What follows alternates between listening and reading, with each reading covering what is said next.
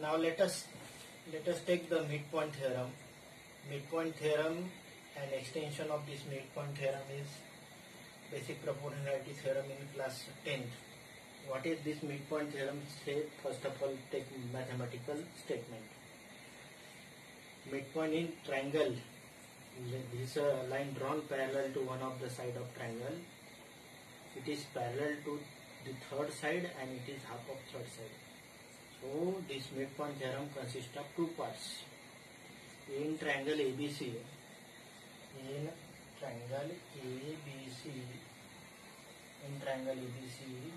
DE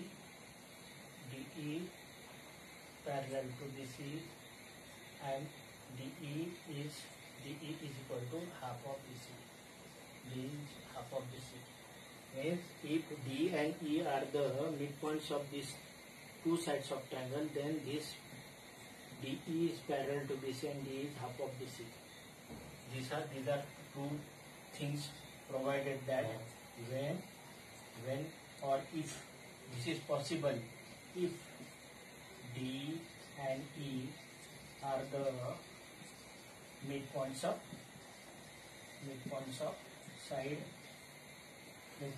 sides AB and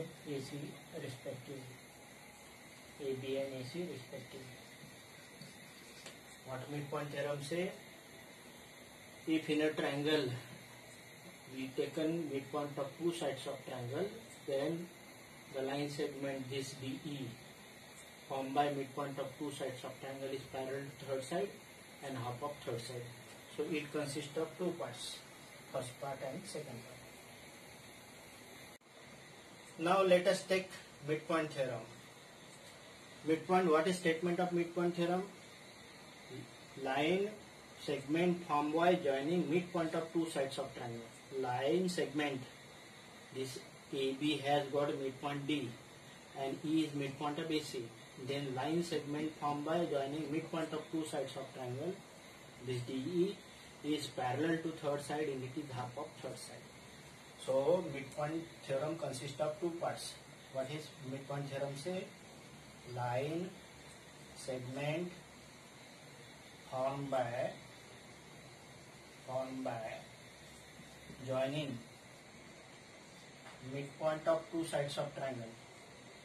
Midpoints of two sides of triangle is number 1 parallel to third side and number 2 half of third side. So midpoint theorem consists of two parts. What is given in this triangle? In triangle ABC, if D and E are midpoints, D and E are the midpoints of which side? AB and AC. Then number 1, this DE parallel to BC, and number 2, DE is half of D is equal to half of BC. That is to prove two statement has to be proved.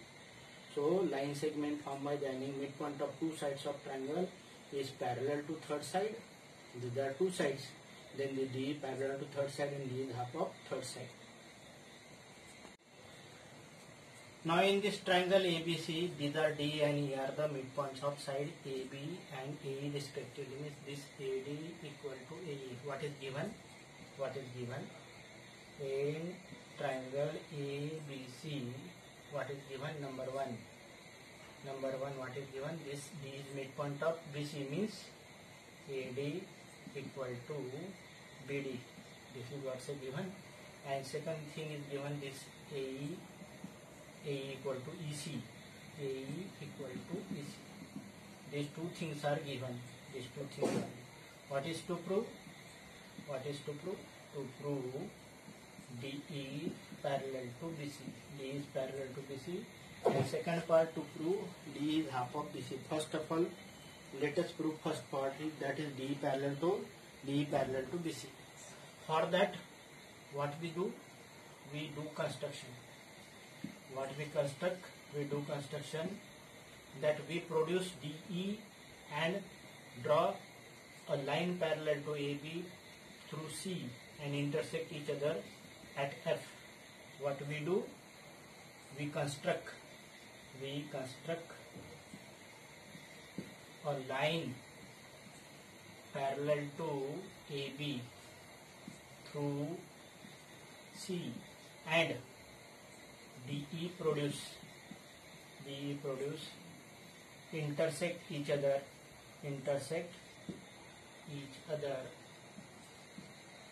at F. So DE produce and this parallel to C means AB parallel we have drawn line this, then this intersect each other at F. Now proof. Now we have got these two triangles, one triangle and second triangle. In these two triangles, first of all, AE equal to EC given, AE equal to EC. In triangle ADE means this triangle, and triangle CEF or FCE, triangle FCE. Number one, AE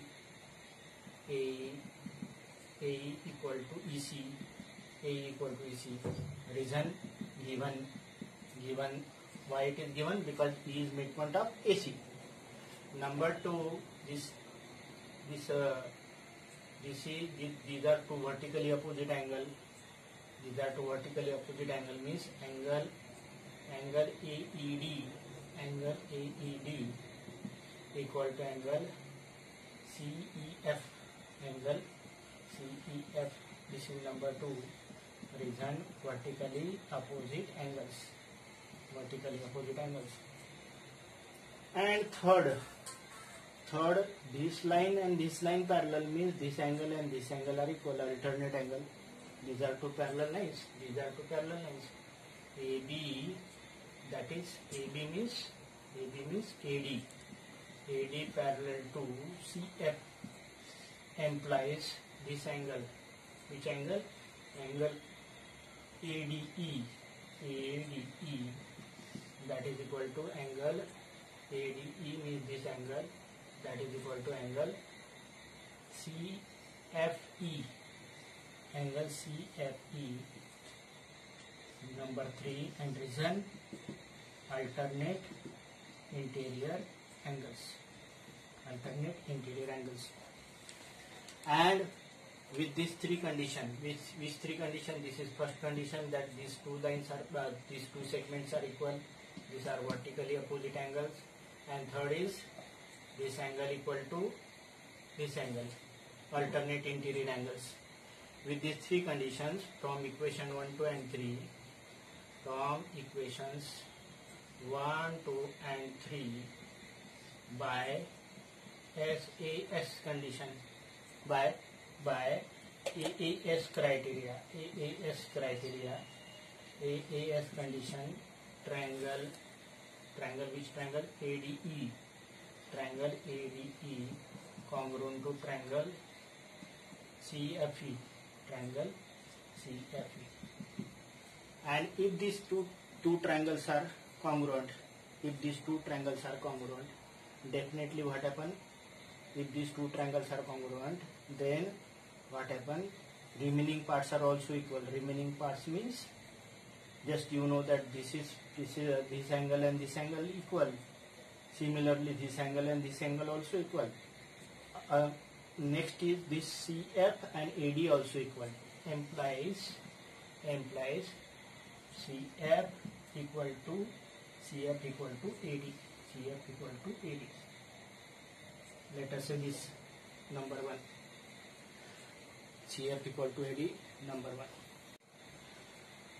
In quadrilateral this BCFD, in quadrilateral BCFD, this CF